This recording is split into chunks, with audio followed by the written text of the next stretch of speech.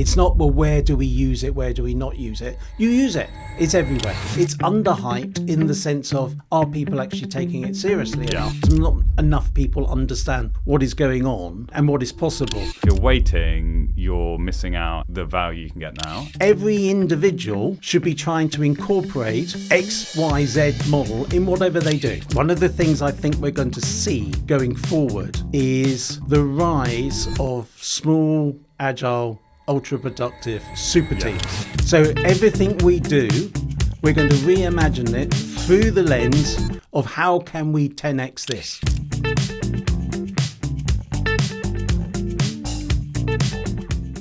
Welcome to Bricks, Bytes and Bold Moves with Fifth Dimension. I'm your host, Johnny Morris, founder and Chief Product Officer at Fifth Dimension AI.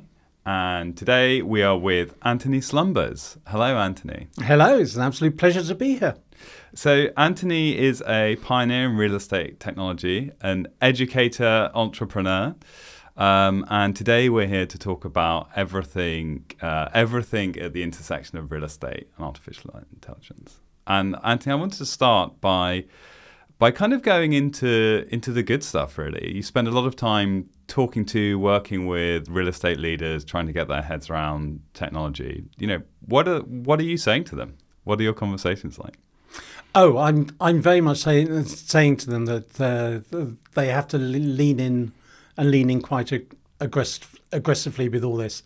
I repeatedly make the point that we talk about ChatGPT, but there's another GPT. In the sense of this is a general purpose technology. Yes. Yeah. And when you have general purpose technology, which is like, steam, the internal combustion engine, the internet itself were general purpose technologies. It's a completely different game you start playing. Everything else is a point solution. Deal with this one small little thing. Yeah. But with the GPT, this means this technology is going to be everywhere. It's not, well, where do we use it? Where do we not use it? You use it. Yeah. It's everywhere. And so I try and make that point to emphasize that this is a big change, not a small change. And do you think it lands? It does. I mean, it's slightly difficult for me because I teach my generative AI for a real estate course. Yeah. So obviously the people I'm talking to are self-selectingly. You have them locked in the room safely. Yeah, they're sort of pre-interested. Yeah. But I think broadly, I mean, I get quite a lot of pushback of the usual thing of,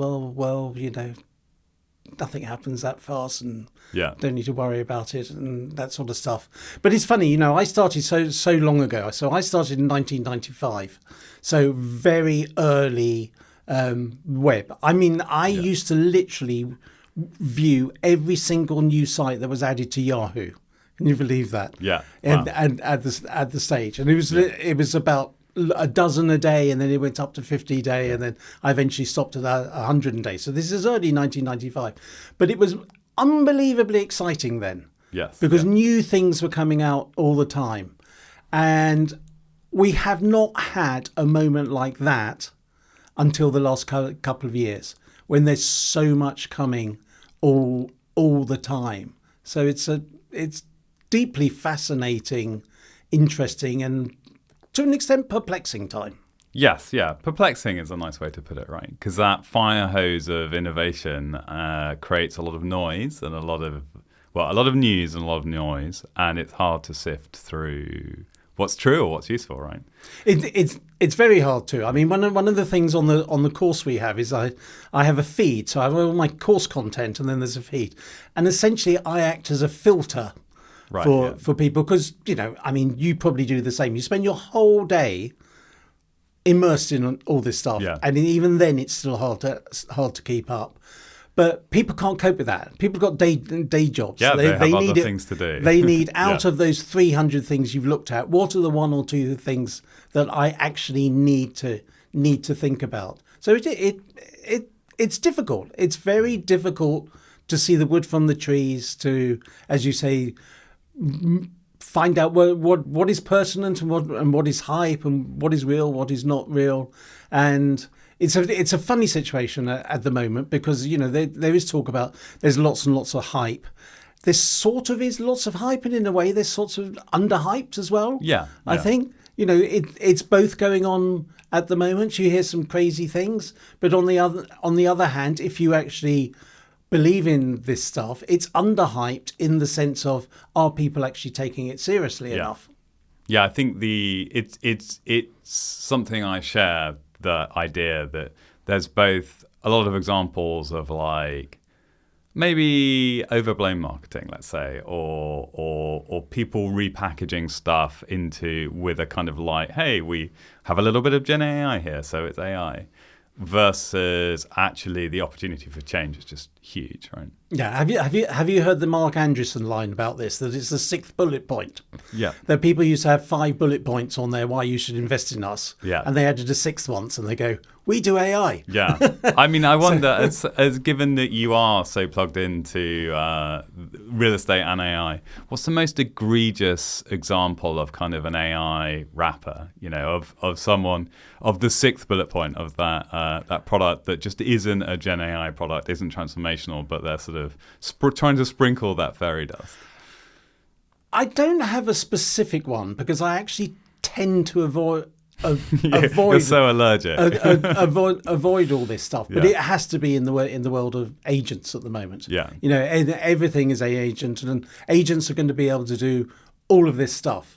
Yeah, and I pretty much not it's confusing as well in real estate because agents mean something already. Oh yes, of course, yes. So our digital agents as opposed AI to our agents rather than human agents. Our human agents. But the idea of agents, these sort of small autonomous pieces of software which will club together and you can give them instructions and they will go off and do stuff. I suspect. In fact, I was talking to someone about this yesterday. I suspect revisiting this in October, November this year, and extraordinary things will happen. But at the moment, most of this stuff doesn't actually work. Some of it does in very, very particular, refined, bespoke, customized situations. But most of it isn't usable by normals, if you like, at the moment. Or I think for business or enterprise, right? Because the thing that you need is observability and reliability, and some kind of predictability. Yeah, I mean, I have seen some examples of enterprise agent systems, but they're very, very sophisticated. Yeah, and you're talking about companies, have banks of data scientists, and they've got very strong technical people, and these are very elaborate systems, but largely not. I mean, JP Morgan has some good agent type stuff, but mostly wait and see.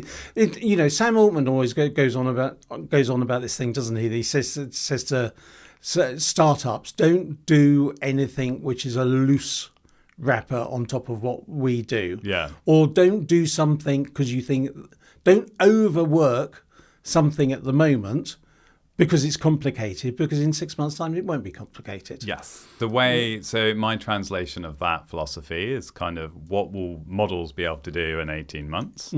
And so focus on the value add rather than the thing that will just get better as the models get better, if that makes sense. Yeah, absolutely. I mean, again, the same person I was talking to yesterday, which is one of the big institutions, who, funny enough, I mentioned you, and they said, funny enough, I was on the phone to someone at you yesterday, which is good. I'll tell you who it is later. But I was asking them about their data setup and what are they doing. And we were having this discussion, and I was saying, really, at the moment, you should be concentrating on sorting your data out, actually getting it in the right place, and then actually understanding what do you have, what do we want to do with it, what else do we need, and actually mapping out exactly what you want to do. And that's going to, until you've got that ready, you're not going to be able to do anything that whizzy anyway, and that will pass the time for the next 6-9 months. Get all that sorted out, but also the thinking about. Well, one of the things I find that people in real estate aren't good at is actually thinking, what do we want to do with this stuff? What does this technology enable us to do that we can't do now? I mean, it's not just real estate. It's a sort of across the business, the business world. There's so much concentration on, let's just take our existing process and make it whizzier or faster and whatever. And as we know, you should never be optimizing the past. You should be inventing the future. And I don't think people are doing enough.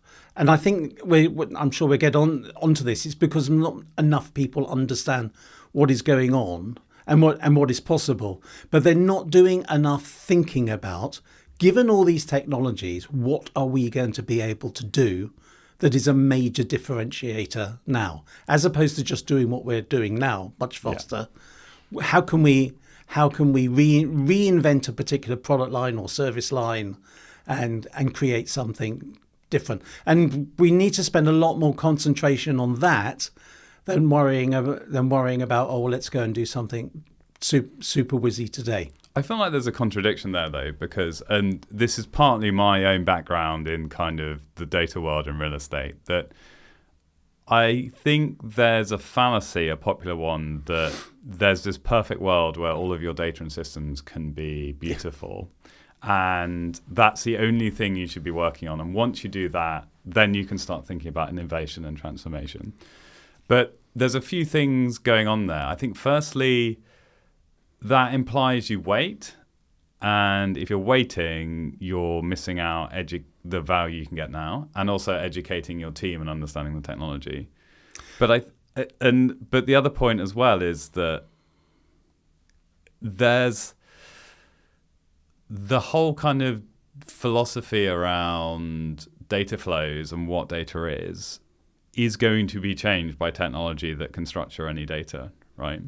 Which I think, were I to be embarking on a sort of £15 million data warehousing project at an international business, I would be really worried about that. Yeah, I agree, and I don't think we're actually at cross purposes here, because I'm not saying don't do anything. I'm just saying don't go and spend £20 million on something just like that in a rush. And yes, you're right. I mean, I think there's so much opportunity in unstructured data as well, isn't it? Yeah. In a way that in some instances, I'm on a WhatsApp group with a whole load of construction people, and we've had long conversations about, do we need to sort out all this construction information, or will we be able to just point a model at everything and say, well, you bloody sort it out for us. Yeah, sort it out for us, absolutely. Yeah. And in many ways, I think that's going to happen. And absolutely, in parallel to, you see, it's not so much the sorting the data out that I'm thinking about. It's the product. Yeah. What is it we actually want to do? And then you can work. But once you actually, we want to be able to deliver this to our customers. Yeah. And why?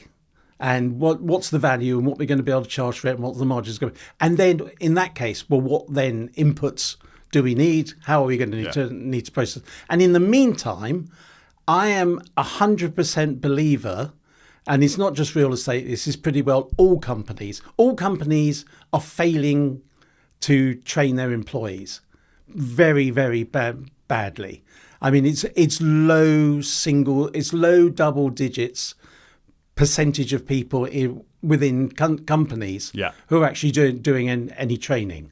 And I'm a great believer that unless you have actually used these products in earnest for some considerable length of time, you do not know what you can do with them. Yes. And everybody needs to become like riding a bike. I understand what I can do with this, I can do with that.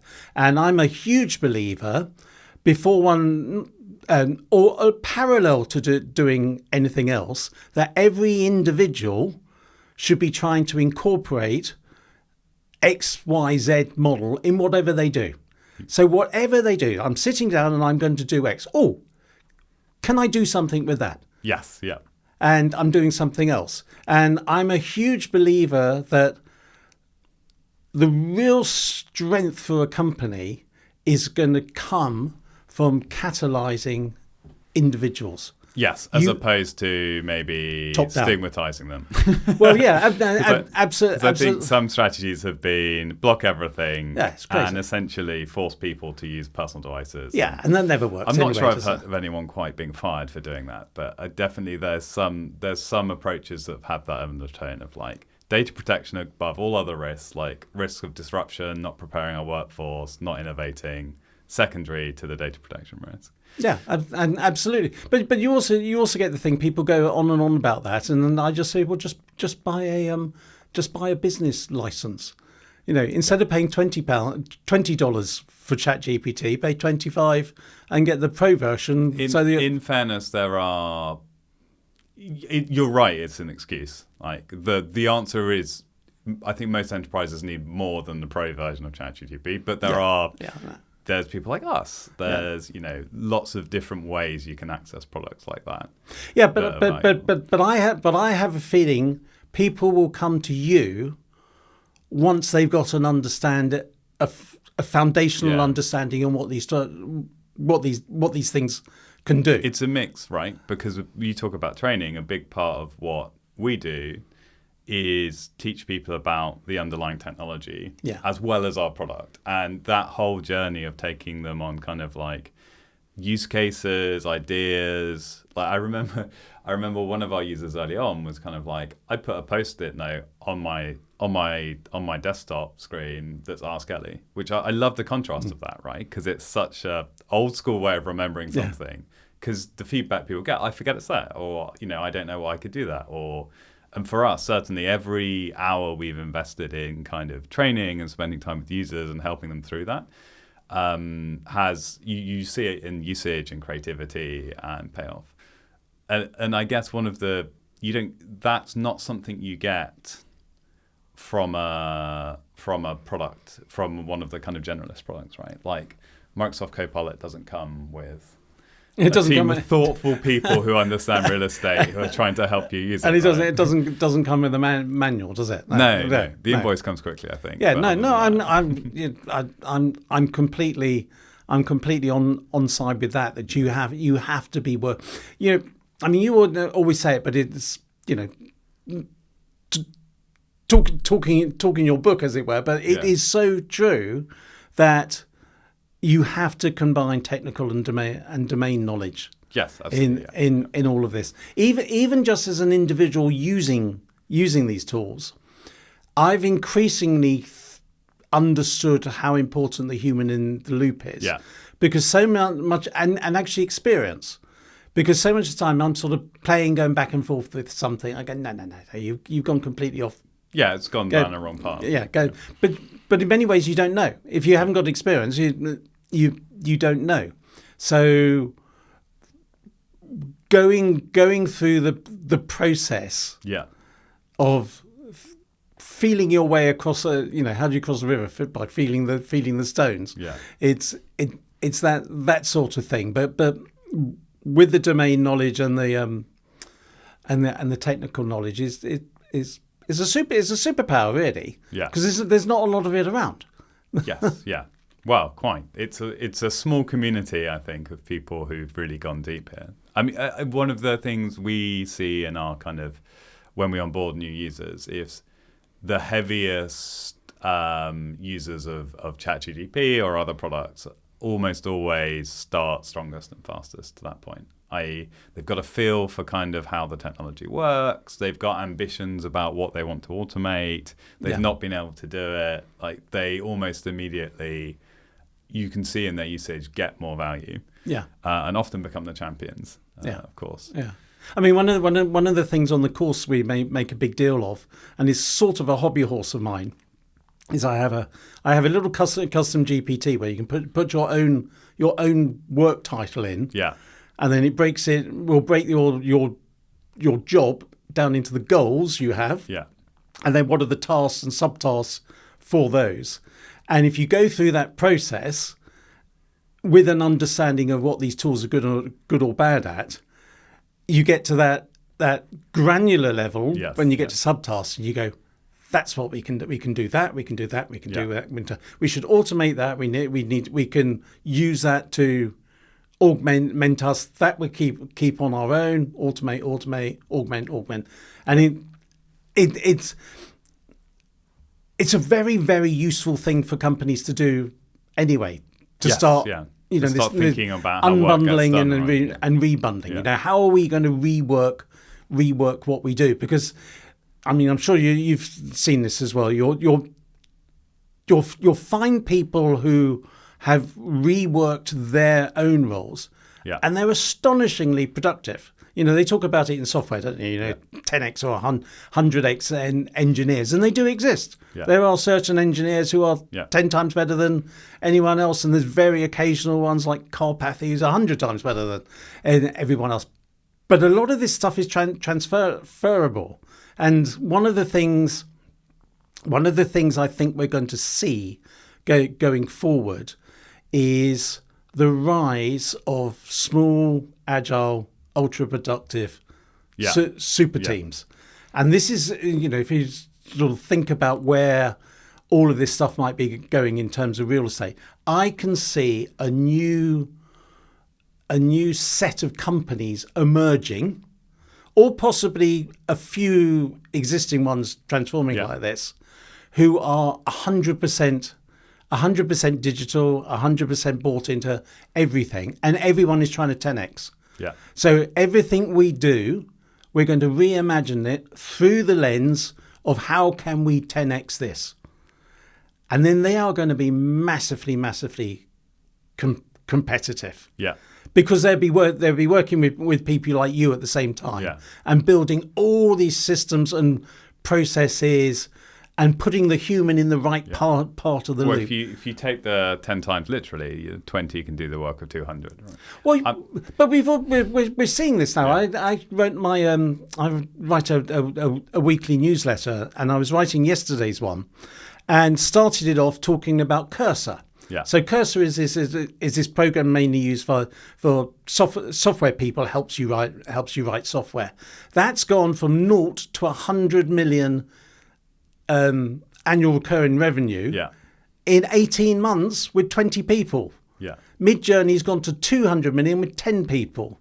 And there's a whole list. I've got this little chart of these companies that are developing that are extraordinarily productive with very few people. Now, admittedly, these tend to be software companies. I was about to say it's a little bit easier. There's some less physical barriers in a software company. It is, but if you look at something like valuation, and on the course we have lots of case studies, and you were actually our first case study, but we've got one on there for a company called Valos. Do you know Valos? Yes,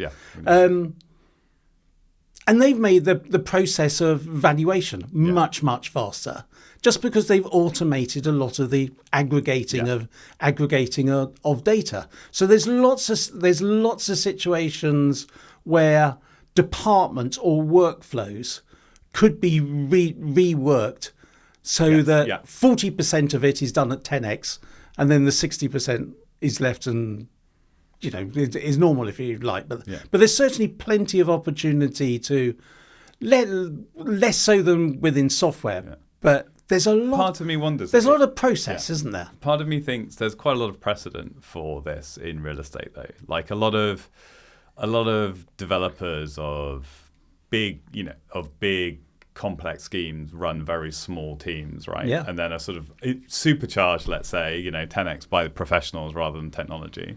And I wonder about whether those people that can have that skill set to kind of deal with those complex, big developments are in one of the best positions because they're already used to kind of leveraging themselves. So they can use AI to go further, do more, maybe even navigate through those sort of 10-year projects in 8 years rather than 10 years. Well, actually, that's a really interesting point. It's quite strange, isn't it, when you think about it, this sort of historically less than technologically advanced industry has actually operated like a very modern setup. So you take one of the big REITs, It's only a few hundred people. Yes, absolutely. A few hundred people, but then they have a network and an ecosystem which they pull in and plug in as and when they want, which is what modern companies are going to do. Very small cores, and then they will work with other groups of people it's funny, all the way back in the middle of the 90s, everyone used to go on about, this is going to be the Hollywood model. Right. So the Hollywood model of, you pull a team together to make a film, and then they all disperse, and then they turn up in a different configuration. And everyone's been going on about that for ages and ages. That is starting, I think, to actually really start to happen. Yeah. And I think once you get to a situation where you can build this network and this ecosystem of people who are set up so they can plug and play very easily. Mm-hmm. So I need to plug into this with Fifth Dimension, easy, boom, there it is. And I need to plug in with a valuer or construction or whatever. That's gonna become very powerful, but you have to set up from scratch. Yes. To maybe not from maybe scratch. Not, maybe but not you from have scratch. to. I think I agree. It's a sort of unique opportunity for investment managers and developers and asset managers of a certain type. Yeah. Because there is so much impact, an opportunity for impact there. Yeah. And a lot of the work on there's all this information flowing around. It's in PDFs and spreadsheets, and it's going aggregated up and down. And all of that feels very, very open to just transforming. I think it's something we've been thinking a lot about, working with some investment managers on. It's like how in their ecosystem, where their API integration, their equivalent of an integration with their portfolio companies or their professionals is basically email. Yes. Email plus spreadsheets plus PDF. Actually, what does that look like in 3 to 5 years when all of that information can be seamlessly restructured into anything you want at a push of a button? Yeah. And we're excited about that world. I think it's... Well, it's absolutely the case, isn't it? You look at the process and you think, well, then someone has to go off and do that. And you think, well, why doesn't that just automatically pull in? Yeah, but to your plug, I think to your plug and kind of plugging in and play and transfer, I think all of that should become a lot more straightforward and easy. Yeah. Because right now, the interface is emails and humans. And I mean, there are still probably thousands, if not tens of thousands of analysts that spend a lot of their time copying and pasting tables from PDFs. Yeah. In the industry, right? Which is quite frightening. Yeah. Which is quite frightening. In fairness, it's fairly hard to accurately recreate a table from a PDF universally because of all of the wonderful creative formatting we use. Yeah. But again, to talk about problems solved by models development, that is something that you can deal with at a model layer and pretty much solve now. Yeah, absolutely. Absolutely. How do you think the training changes? So if the biggest sort of egregious misstep in AI strategy right now is not getting it into your hands of your people or not training people, what's the path to change there? Is it just forced? Is it a case of you start seeing your core business metrics or people start leaving you and then you start reconsidering it? Is it a sort of mindset shift?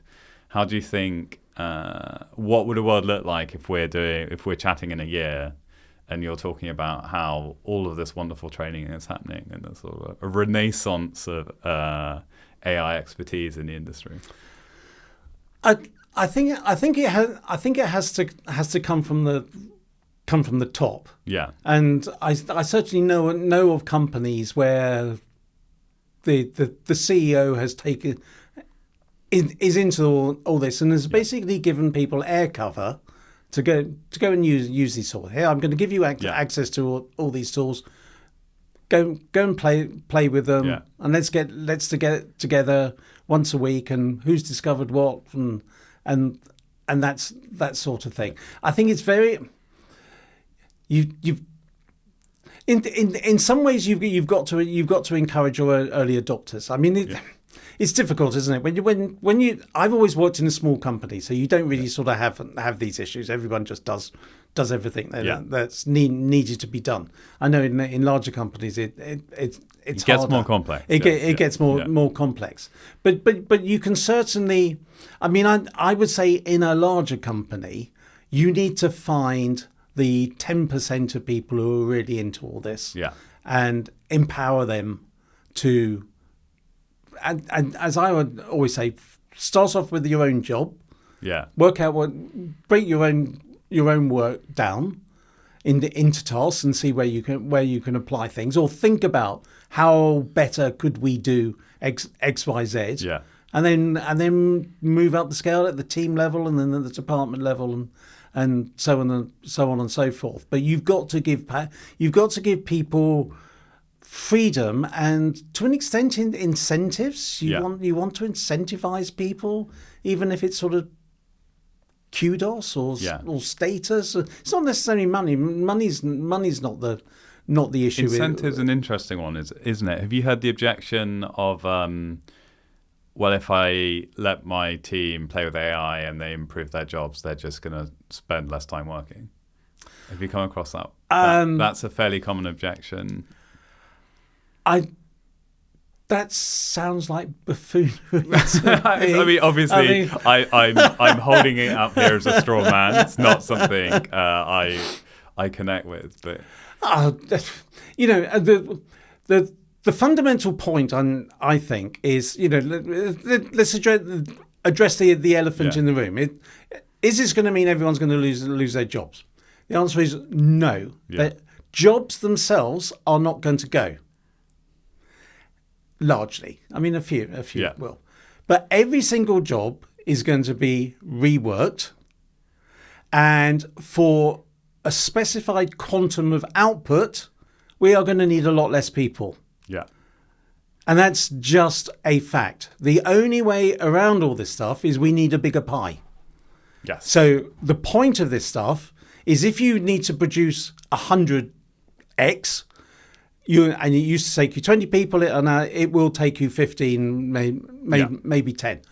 The jobs don't change. I'm still doing exactly the same job. It's just I can do the work of two, three people. Yeah. And this is an absolute definite situation. If we do not grow the pie, then there will be a lot of people losing their jobs, which of course is a bug and a feature. Yeah. And the thing I always emphasize to everyone I talk to and everyone who does my course is, you think about you first. You skill yourself up. You do all this processing of understanding how I could change my job, how we could rework. And, looking after number one is not a long-term strategy, but in the short term, it absolutely is. You need to make sure that you are the person who has these capabilities, that if the pie does not get bigger, you're going to be one of. You're recommending the hedge, as it were, of like. Well, it sort of is that, but how do you make yourself future-proof? Maintaining your skill set. How do you make yourself? This is the thing I don't think people quite appreciate, how much of what a lot of people do is going to be able to be done by machines in the next few years. Yeah. It's a lot. People talk a lot about, we'll use this to do the grunt work and everything. We're going to use this to do the brainy stuff. Yeah. People don't think it's coming for the brainy stuff. It's coming for all the trivial stuff. It's not. It's coming. It's going higher and higher up the. Now that will make the more skilled person that adopts all these technologies is going to be supercharged. They are going to be able to raise the bar dramatically, and that's absolutely where you want to be. The dangerous place to be is not plugged into any of this, unless you're completely human focused. And maybe we can get onto that. I mean, I have this hashtag that I use all the time, that human is the new luxury, and I'm a great believer that there's fabulous futures for humans, but you've got to take into account that the machines are going to do a lot of what everyone does. Yeah. The key is then to, given I now have these superpowered tools, What am I going now to do? what can I do? And I'm a great. I use the analogy of there's the old story about the only woman in the world who could wear silk stockings in the 16th century was Elizabeth I. Yeah. Was the Queen. Now anyone can wear them. And the point is there are so many things that currently you only have access to if you have a certain amount of income. That's what's going to change. Everyone's going to have access to. It's like, Bill Gates can't buy a better iPhone than I can. Yeah. And that's going to apply across the board. I think you also see this from another angle in the kind of, it's sort of, some of it's clickbaity, but the kind of surveys on jobs most likely to be automated by AI first. And you look at the top 10 and you have like social media manager and kind of that kind of stuff. And you think, well, how long has that job even existed? Well, I don't think you can simultaneously believe that jobs will be automated and new ones won't be created if you're looking at any kind of historical precedent. Like what has changed radically. That's not the issue. Yeah. At the end of the day, there will be more jobs. Yeah. And there will be new work. The problem is the gap between here the transition. Here and there. Yeah. In the Industrial Revolution, you had a thing called not the Jevons paradox, the Engels pause. That was about 40 years, and it was the time that Dickens was writing, between when people came off the fields because agriculture got taken over, to everyone having factory jobs at that time. And there's a lot of pain in those 40 years. And that's one of the things that societally we need to pay more attention to at the moment, that if this stuff keeps developing at the speed it is, have we got enough time to adjust and think of new things? Yeah. And I'm thinking of that social media manager, which didn't exist. What was it? 40% of jobs from that exist today didn't exist 30 years ago or 40 years. I don't understand. It's something like that. But that social media manager might actually end up being an agent manager. Yes, might be a manager of it. Yeah. And you can certainly visualize a huge number of new things to do and new jobs of value. But if you work on the basis of, I'm not a great believer that we're imminently going to get AGI. But if you take OpenAI's description of AGI, it's where a machine can do all the work of economic value. Yeah. Now, if that is true, then we need to create new areas of economic value. Yes, yeah, and so we need to start developing new ways of working, new ways of living, new ways of entertaining ourselves, new senses of, and that's where I think this human is the new luxury thing. I have a hypothesis that at the moment all of this technology is super interesting and everything's really really exciting. Yeah. But we will get bored with it. It's a bit like you buy a new car, and it's incredibly fantastic for the certain few months. A year later, it's filthy dirty house. You get bored. Humans get bored with things. Certainly technological things, and all this stuff will just become familiar stuff that happens in the background. We won't be like email, right? Like email. You won't think about it. Or electricity. You just switch a light and the electricity comes on. When that first happened, that was magic. Yeah. But when magic becomes mundane, it's a different thing. And I think when that's happened, there's going to be a huge reversion to humanity. And it's a bit like the thing, I've got a chronograph on here. Why on earth do you have a chronograph? Yes, yeah. Why do people like posh watches? Well, and the diving ring. And right, exactly. For all the diving you do. You don't need any of this. But it's the human thing. It's like music. Will people might listen to AI music. Are they going to go and watch an AI concert? No. Yeah, they're going to go. How do you think that will manifest in real estate, or how do you think that could manifest in real estate? Massively so. Yeah. If you think of it, what's the purpose of an office building now? Now, I to think make money for the landlord, surely. Well, yes, yeah, the purpose, yeah, but that doesn't happen unless you fulfill the secondary purpose of actually creating a space that people actually want to come to.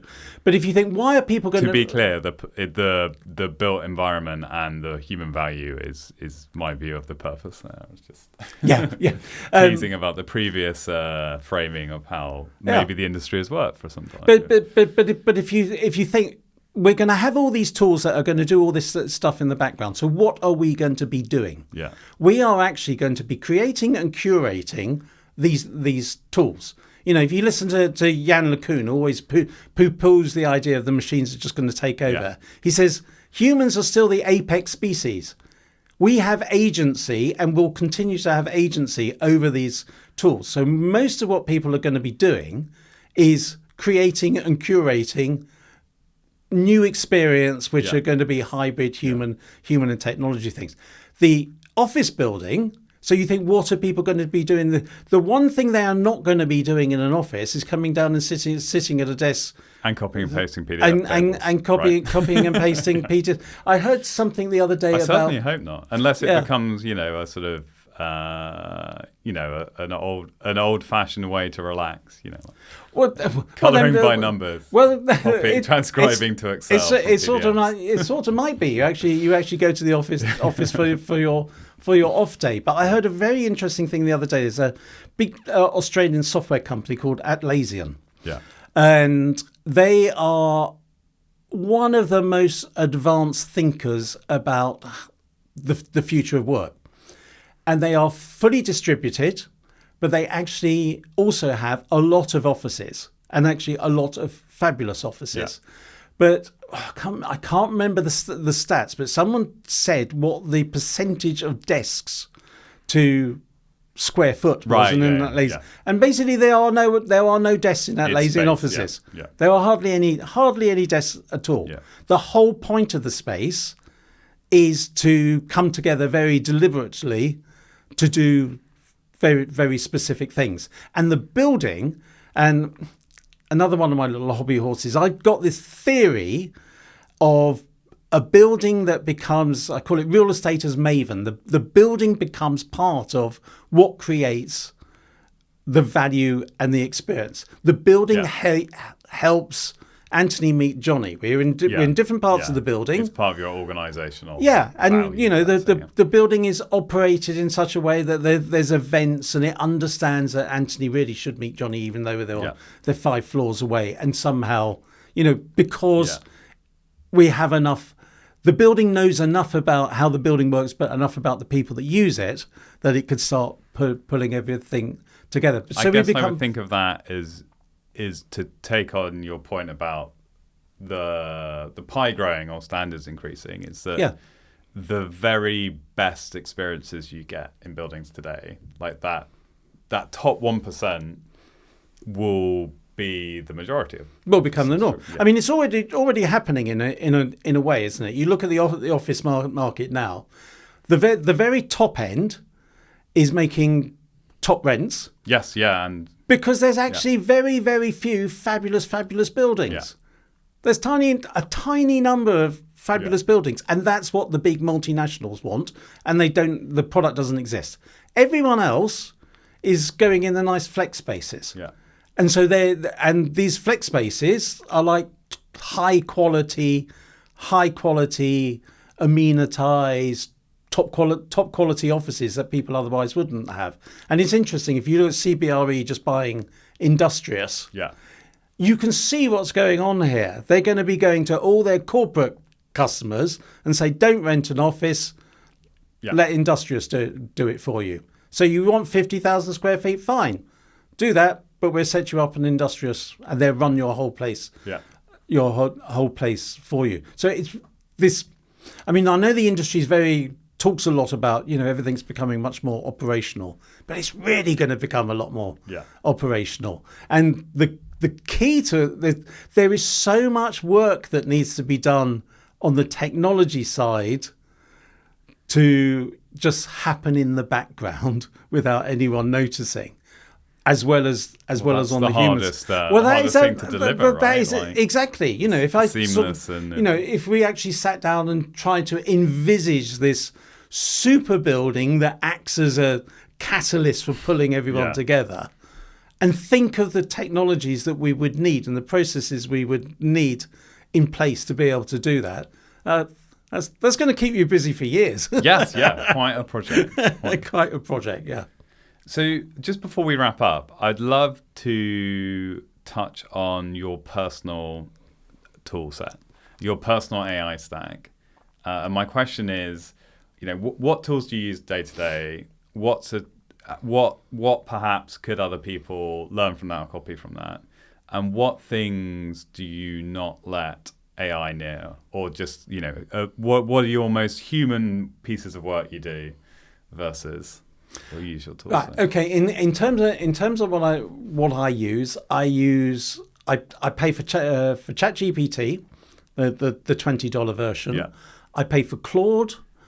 I pay for Gemini, and the same with Perplexity. Yeah. So I use those big four. I mean, interestingly, the Google and the Gemini stuff, before November last year, I never used it at all. It was basically rubbish then. But it's now got very good. So I use the AI Studio bit of Gemini a lot, and I do lots of stuff with each of them. Yeah. So I do because I do a lot of writing and whatever, and thinking. I'll put an idea into one, and I'll run the same thing across all four.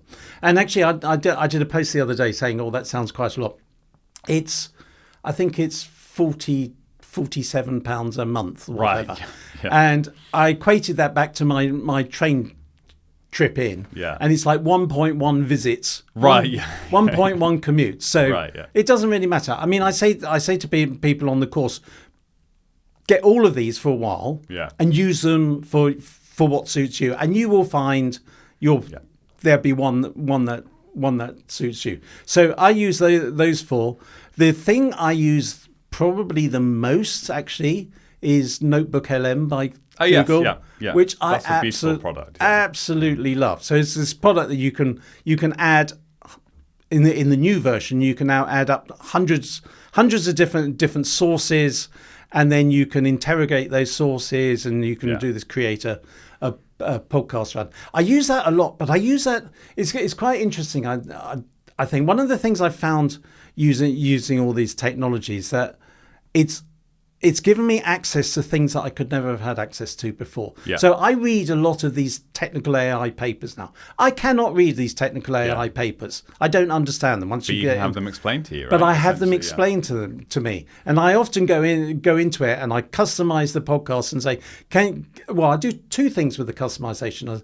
So with some things I say, can you discuss this and through the lens of commercial real estate, which is always quite interesting. So you can take a non-real estate report and say, how might this impact the real estate industry? Or it's, can you explain this report to a humanities graduate? Yeah.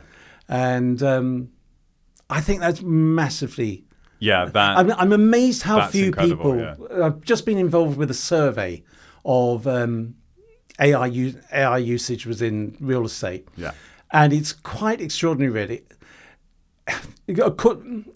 If this survey is indicative, basically people use ChatGPT and Copilot. Yeah. And that's it, pretty much. And hardly anyone uses Notebook.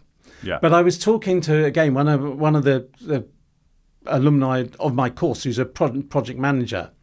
I was talking to him about using it the other day, and he said, "Oh, well, we now feed our whole project into it. Yeah, you know, big. We do video, audio stuff, tech stuff, all in there." And he says, "Absolutely amazing for that." And for real estate people, I would have thought something like Notebook or a customized domain specific tool like that.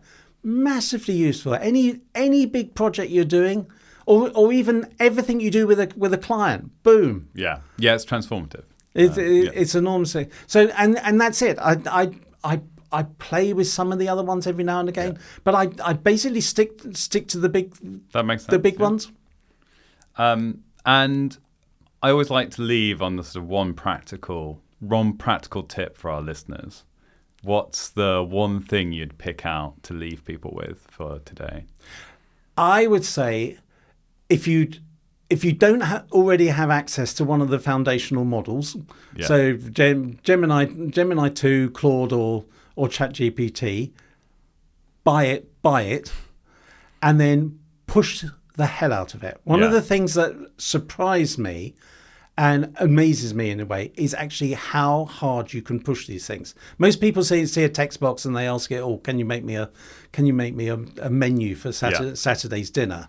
Ask it a hard question. Yeah, that's a good And starting point, but you can go so much further. You can, can't you? just like a child. Well, why and Yeah. why, and explain that, and push. It's extraordinary where you can get to. Yes, yeah. If you really push these things hard, and if you do that, I think it won't take long before you go, ha!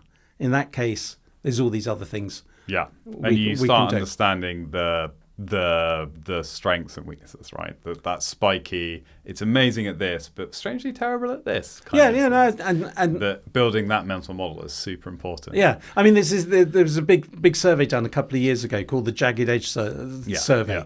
and it is this oddity that some of the things you think were going to be really hard, it just aces in there, and some things that you would think are going to be really easy, it's terrible at. Yeah, absolutely. And that jagged edge is building your intuition around that's super important, isn't it? It's changing all the time. Yeah. And that of course comes into when you need to talk to a specialist, because you start realizing, well, okay, well, this free version that can take me so far, but we're a professional organization, so we need to be.